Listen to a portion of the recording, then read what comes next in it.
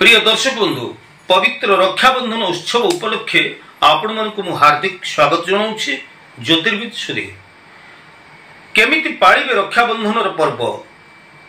रक्षाबंधन सूत्र बंधन करिवार विधि कौन जानती कि? ये रक्षाबंधन उत्सवर महत्व विषय आपण जानती कि? रक्षा करिबा पाई रक्षा कराइबा पाई जो सूत्र बंधा जाए ताहाकू रक्षाबंधन बोलिकरी कहा जाइଥାଏ।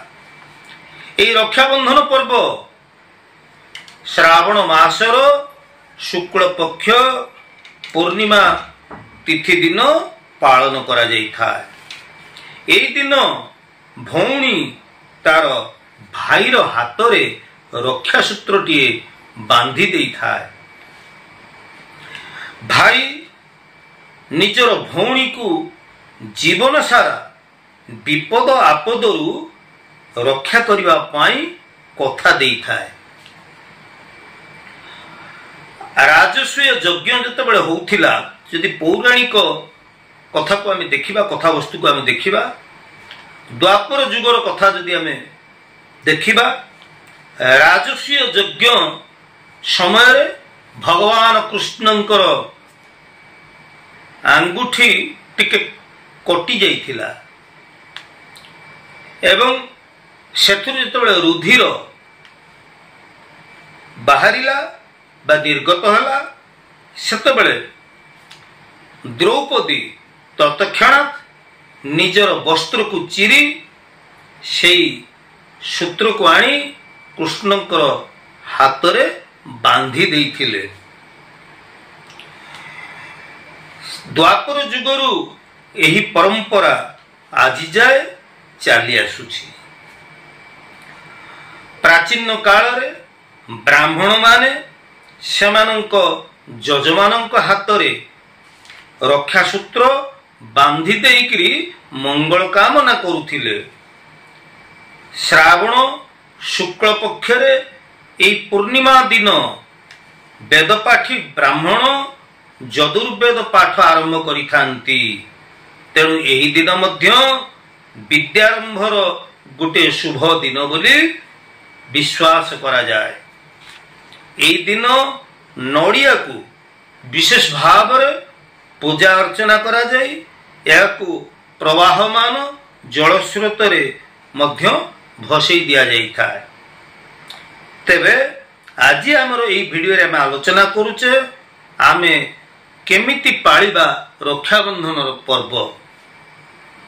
प्रिय दर्शक बंधु ज्योतिष वास्तु एवं धर्म विषयक मोर एही ऐतिहासिक चैनल को जदि आपण नुआ करी विजिट करिसेंती निश्चित भाव रे मोर वीडियो आपण को भलो लागुथिले सब्सक्राइब टी करिवे, लाइक करिवे एवं मोर वीडियो को बहुल परिमाण में शेयर मध्य करिवे। ए रक्षाबंधन उत्सव पालन करिवार विधि कोन रहिछि आसंतु जानिबा। गोटे थाली रे आमे किछि चाउल नबा अक्षत जहाको कहा जाउछि किछि चाउल नबा, दही टिके नबा, सिंदूर टिके नबा, घियर दीपटिए नबा, टिके फूल नबा एवं मिठाई नबा। गोटे थाली रे एई सब द्रव्य को सुसज्जित करी एहाकू प्रथमे एई थाली को भगवान विष्णु को आमे अर्पण करिबा। अर्थात ये जे द्रव्य गुड़िक रहिचंती जेमति कि थाली रे हमर चाउल रहिछि, दही रहिछि, सिंदूर रहिछि, मिठाई रहिछि, चंदन रहिछि एवं रक्षा सूत्र रहिछि। सर्वप्रथमे आमे भगवान विष्णु को ये सब अर्पण करि सारिबा परे सेई पूजा थालीटी को आमर भाई पाखक आमे नहीं आसिबा एवं भाई को आमे पूर्वाभिमुख होबा पई कहिबा किंबा उत्तराभिमुख होई रहिबाकू कहिबा। भाई हातरे जतबेले भौणी राखीटीए बांधी देवाकू बसिछि सेतबेले भाईर मुह पूर्व आड़ को किंबा उत्तर आड़ को हवा दरकार।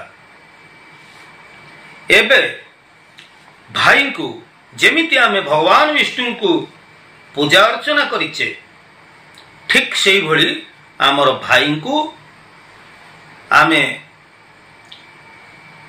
चंदन लगई दबा, सिंदूर टिके लगई दबा, भाई को मस्तक रे फूल टिके दबा एवं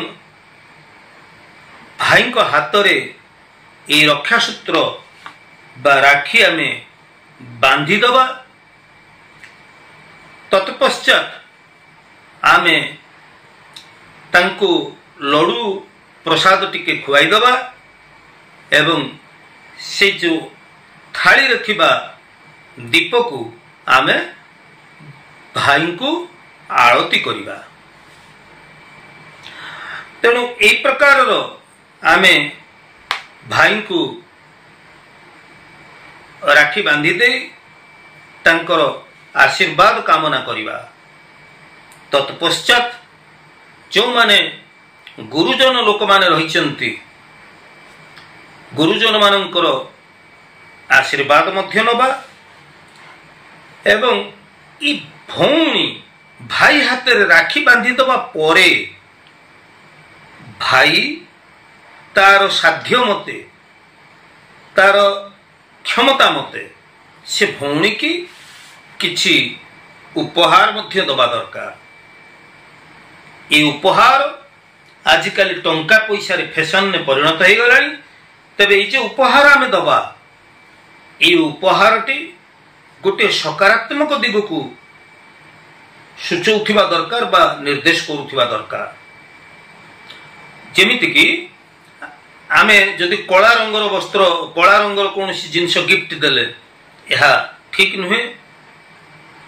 कोनसी प्रकार तीक्ष्ण धारुआ अस्त्र आदि जदि आमे उपहार दौचे भौणी की यह मध्य ठीक नुहे। तेणु आमे एभली उपहार दबा जो उपहारटी आम पाई आम भौणी पाई एवं समस्त को पाई जहा ई उपहारटी समस्त को पाई जेमिति मंगलकारी हेथिबो ए प्रकार उपहार आमे भौणी को दबा। दर्शक बंधु ए होउची रक्षाबंधन पर्वर विशेष विशेषता एवं आउ गोटे गुरुत्वपूर्ण कथा रहुची ए रक्षाबंधन पर्व दिन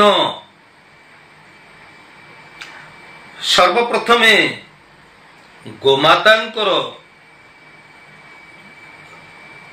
बेकरे गोमातांकु ए रक्षाबंधन सूत्रटीए पिंधे दियंतु एवं तांकु किछि सबुज चारा बा घास खाइबाकु दियंतु।